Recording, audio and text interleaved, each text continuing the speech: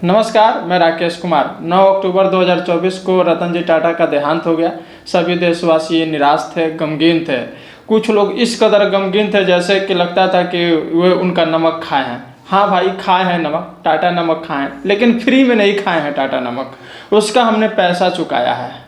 अब कुछ लोग को लग रहा होगा कि ये राकेश क्या बोल रहा है, ये तो रतन टाटा के विरोध में बोल रहा है। भाई, मैं रतन टाटा के विरोध में नहीं बोल रहा हूँ। रतन टाटा का निधन होने का गम मुझे भी है। देश ने एक बड़ा उद्योगपति खोया जिसका योगदान देश के निर्माण में रहा है। लेकिन क्या कभी आपने सोचा है कि क्या आयोडीन सिर्फ टाटा नमक में ही होता है, अदर नमक में नहीं होता है? अगर आप पढ़ाई लिखाई किए होंगे, अगर साइंस पढ़े होंगे, तो आपको मालूम होगा कि आयोडीन सभी नमक में होता है। कोई भी नमक हो, सब में होता है। लेकिन आपको बताया गया कि टाटा नमक देश का नमक होता है, उसमें आयोडीन होता है। ये सबसे बड़ा फ्रॉड है। फिर आप सोच रहे होंगे कि राकेश टाटा का नमक खा के उसके विरोध में बोल रहा है। तो भाई, आपको मैं बता दूं कि 2018 और 19 में बीजेपी को 472 करोड़ फंडिंग मिला।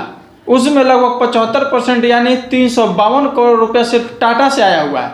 टाटा ने 75% बीजेपी को फंडिंग किया है। इस तरीके से टाटा का देश के निर्माण में योगदान रहा है, आप समझ सकते हैं।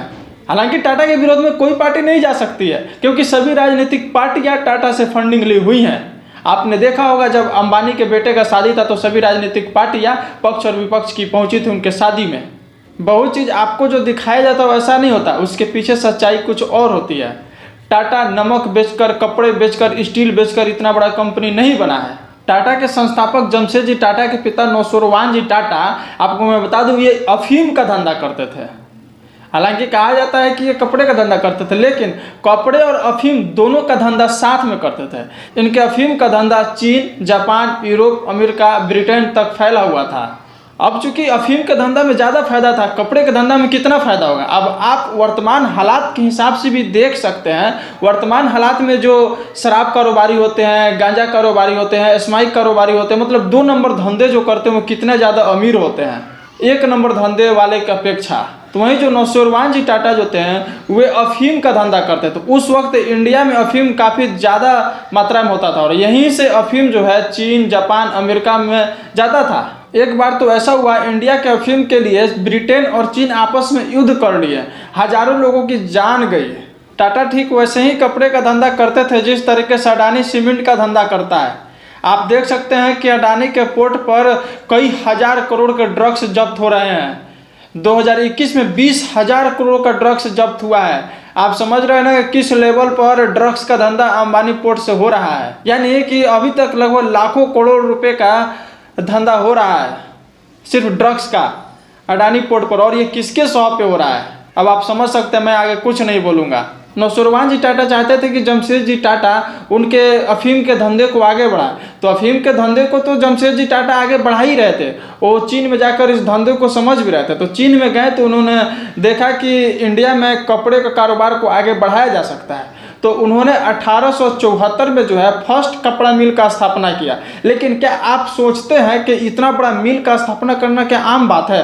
क्या आप चीनी मिल का स्थापना कर सकते हैं? क्या आप कपड़ा मिल का स्थापना कर सकते हैं? नहीं कर सकते। इतना आसान नहीं है एक बड़ा मिल को बैठाना। आपको मैं बता दूं कि नौशेरवान जी टाटा जो कपड़े का धंधा करते थे, उनका धंधा 1857 में विद्रोह के दौरान इंडिया में ठप हो गया था। तो उस वक्त उनका धंधा जो है अफीम का धंधा काफ़ी आगे बढ़ा और अफीम के धंधे से उन्होंने 1874 में एक कपड़ा मिल बैठाया। तो 1874 में कहा जाता है कि जमशेद जी टाटा मिल बैठाए, नहीं तो उनके पिताजी भी तो थे। उनके पिता का डेथ 1886 में हुआ था। सबको लगता है कि टाटा परोपकार का काम करती है, टाटा देश के लिए बहुत काम करती है, लेकिन कोई देश के लिए काम नहीं करता, सब अपने फायदे के लिए काम करता है। आपको मैंने दिखाया ना कि बीजेपी को लगभग 75% चंदा टाटा से आया है। अगर टाटा देशभक्त कंपनी है, टाटा देश की सेवा कर रही है, तो फिर बीजेपी को चंदा देने की क्यों जरूरत पड़ी?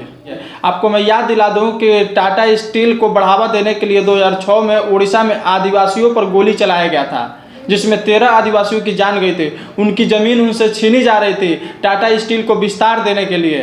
तो क्या टाटा अपने कदम को पीछे खींचा? नहीं खींचा। झारखंड, छत्तीसगढ़, उड़ीसा से पैसा लेकर टाटा दिल्ली, मुंबई और कोलकाता जैसे शहर को डेवलपमेंट करता था।